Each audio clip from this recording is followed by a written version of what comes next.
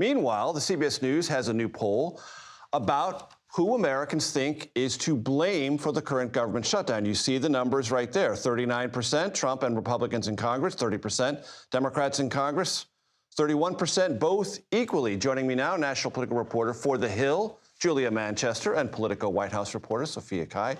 So we're going to set this shutdown aside for a second because something's happened in Virginia, not to the governor's race, but to the attorney general race, that could have repercussions in the governor's race if it sort of catches more fire. Julia, Jay Jones, the Democratic nominee for Attorney General, pick it up from there.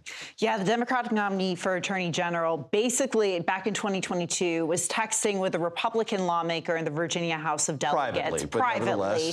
Yes, and basically was fantasizing and talking about, the Speaker of the House, then Todd Gilbert, essentially being shot. A Republican. A Republican. Yeah. So this 3 years have passed, and now we're in 2025. And just last Friday, these texts have surfaced. Yes. And Jay Jones has acknowledged that they're real. He's acknowledged that they're real. He's apologized. You have a number of Virginia Democratic leaders, including the Speaker of the House of Delegates, Democratic leaders in the Senate, who have condemned these comments, but at the same time say they're sticking by Jay Jones. Abigail Spanberger, who happens to have a debate with Winsome Earl-Sears, the Republican nominee for governor, yes, on Thursday, has condemned the comments, said she was disgusted by them.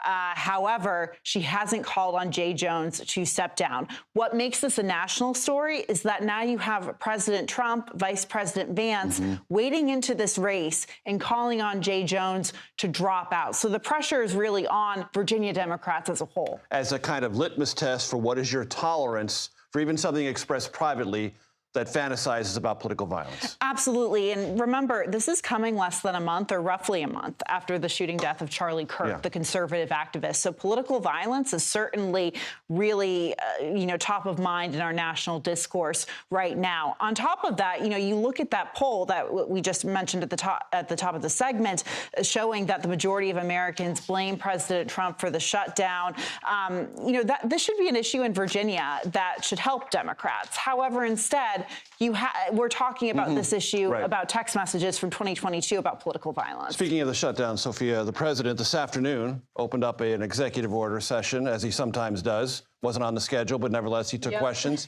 and said this about where things stand with Democrats and conversations on ending the shutdown. Let's listen.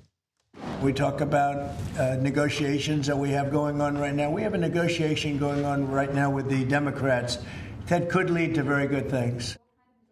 Huh?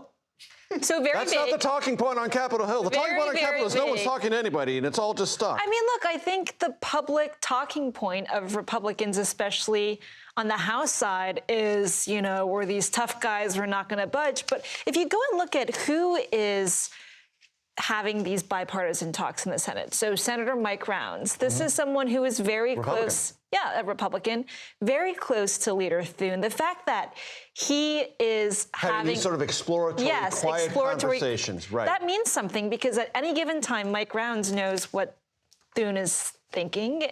And what we'll tolerate as a possible way out. And what we'll tolerate, exactly. And President Trump clearly is into these negotiations. In fact, this weekend, he said, if the negotiations go sour, then we'll start the mass firings. Right. So it's a little he hard signed to off read it as exactly well. what's going on. Do you sense within the White House some probing for a way to resolve this? There is. Yeah, and look, J.D. Vance has said that he's had conversations with Democrats. We don't know exactly which ones, but he spent some time in the Senate where he's introduced bipartisan bills, so he does have some relationships there. And I think, look, the time where it becomes, push comes to shove is when people stop getting paid.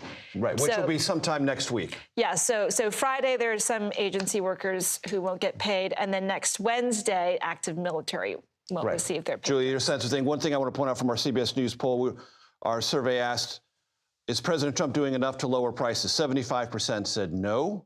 And on the economy, disapproval 60, approval 40. That's bad news for President Trump, someone who made the economy his top issue in 2024. It may be a pressure point underneath all this. Absolutely, absolutely. And then going into the midterms, where you have Republicans wanting to defend their majorities in the House and the Senate, you know, if Americans are continuing to blame President Trump and Republicans, you're going to see that flip. Now, in Virginia, I'm going to bring this back to Virginia, Abigail Spanberger has been, the Democratic nominee for governor, has been talking about this issue, and it's worked for her in Virginia. But due to the recent circumstances, we're not talking about that anymore.